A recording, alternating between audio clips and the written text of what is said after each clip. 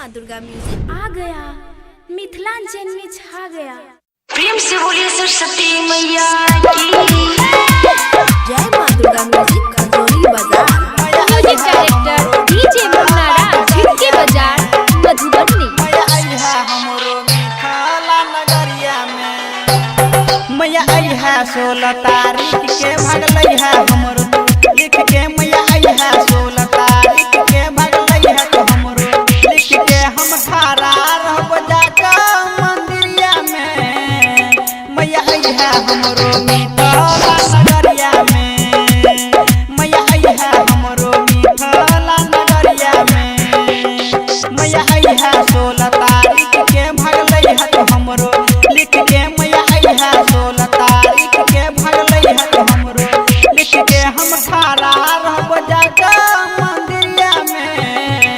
मैया आई है हमरो मिथिला नगरिया में। मैया आई है हमरो मिथिला नगरिया में। मैया म्यूजिक डायरेक्टर डीजे मुन्ना राज जय माँ दुर्गा म्यूजिक खजोली बाजार। तोरे कृपा से काली दास विद्वान गे।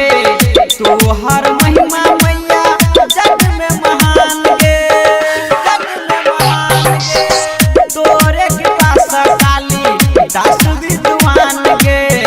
तोहर महिमा मैया जग में महान गे। एक बेर चुका के मैया के हमरा बना दे गैया गे। एक बेर चुका के मैया के हमरा बना दे गैया गे। हम कानै छियै तोरा मंदिरिया में।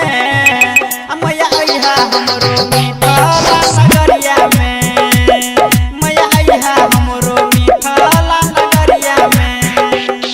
मैया आई म्यूजिक है डायरेक्टर डीजे मुन्ना राज नगरिया में। मैया आई है हमरो मिथिला नगरिया में। विद्या के दाता मैया जग में कहाबै छै। सुर संगीत के मैया गंगा बहाबै छै, गंगा बहाबै छै। विद्या के दाता मैया जग में कहाबै छै।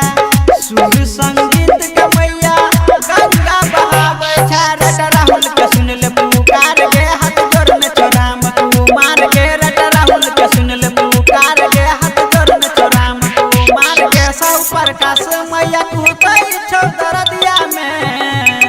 मैया आइब जई है मिथिला नगरिया में। मैया आइब जई है मिथिला नगरिया में।